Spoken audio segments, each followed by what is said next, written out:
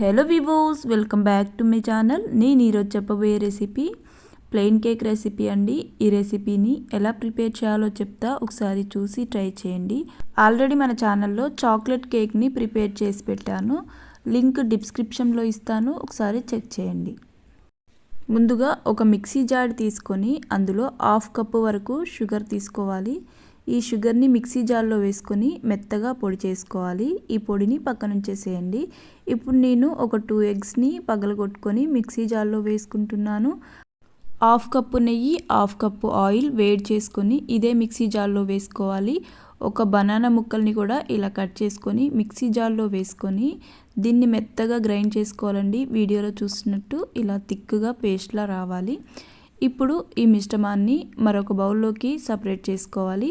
ఇందులోనే మనం ఇందాక మిక్సీ పట్టుకొని పక్కనుంచుకున్న షుగర్ పౌడర్ని కూడా వేసుకొని షుగర్ పౌడర్ ఈ మిశ్రమంలో పూర్తిగా కరిగిపోయేలా ఉండలు లేకోకుండా నీట్గా కలుపుకోవాలండి. వీడియోలో చూస్తున్నట్టు షుగర్ పౌడర్ అనేది ఇలా ఉండలు లేకోకుండా కలుపుకోవాలి. ఇప్పుడు ఇందులోనే 1/2 టేబుల్ స్పూన్ యాలకుల పొడి వేసుకుంటున్నాను. 1 టేబుల్ స్పూన్ మిల్క్ పొడి వేసుకుంటున్నానండి. 1/2 టేబుల్ స్పూన్ వెనిలా ఎసెన్స్ని వేసుకుంటున్నాను. ఇలా వేసుకున్నాక ఇందులోనే నాకు 1 కప్పు మైదా పిండి పట్టిందండి. కొద్దిగా మైదా పిండిని వేసుకుంటూ ఈ మైదా పిండిని ఉండలు లేకోకుండా కలుపుకోవాలి.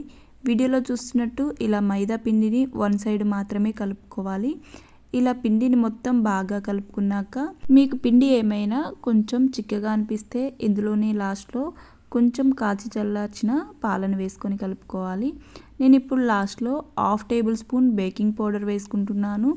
అలాగే 1/2 కప్పు మిల్క్ను వేసుకుంటున్నాను. కాచి చల్లార్చిన మిల్క్ను వేసుకొని ఈ పిండిని మొత్తం బాగా కలుపుకోవాలి. మీకు ఒకవేళ బేకింగ్ పౌడర్ లేకపోతే ఈ ప్లేస్లో మీరు ఒక ఈనో ప్యాకెట్ అయినా వేసుకొని కలుపుకోవచ్చు. పిండిని ఇలా కలుపుకున్నాక ఈ పిండిని పక్కన ఉంచేసేయండి. ఇప్పుడు ఒక కేక్ ప్యాన్ని తీసుకొని అందులో బటర్ పేపర్ని వేసుకొని చుట్టూ ఆయిల్ని కానీ నెయ్యిని కానీ ఇలా అప్లై చేసుకోవాలి.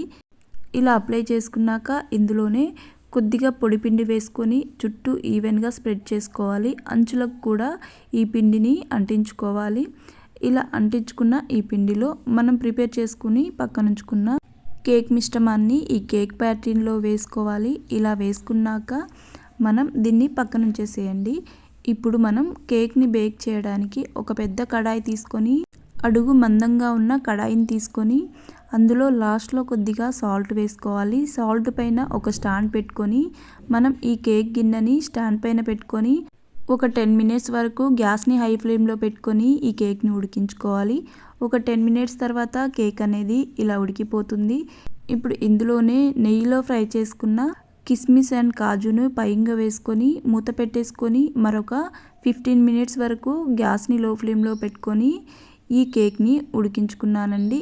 ఇలా ఒక 15 మినిట్స్ తర్వాత ఇలా టూత్ పిన్తో ఇలా గుచ్చితే మనకు ఈ టీత్ పిన్కి పిండి అంటుకోకుండా రావాలి. ఇలా అయితేనే కేక్ పర్ఫెక్ట్గా ఉడికిపోయినట్టు. కేక్ పూర్తిగా ఉడికిపోయాక కేక్ని పూర్తిగా చల్లారనిచ్చుకోవాలి. ఇలా పూర్తిగా చల్లారాక నైఫ్తో ఎడ్జెస్ని కట్ చేసుకొని కేక్ ప్యాన్ పై ఒక ప్లేట్ పెట్టుకొని మనం ఉల్టా టర్న్ చేసుకొని కిందికి ట్యాప్ చేస్తే కేక్ అనేది ఈజీగా ఊడొస్తుంది.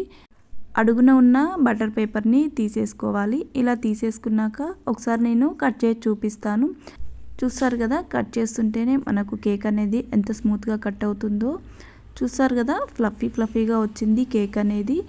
మీరు కూడా మీకు కావాల్సిన టైంలో కేక్ని బయట కొనే పని లేకోకుండా ఇలా ఇంట్లోనే ప్రిపేర్ చేసుకోవచ్చండి. వీడియో మీకు నచ్చిందనే అనుకుంటున్నాను. వీడియో నచ్చితే లైక్ చేయండి, షేర్ చేయండి, సబ్స్క్రైబ్ చేసుకోండి. Thank you for watching.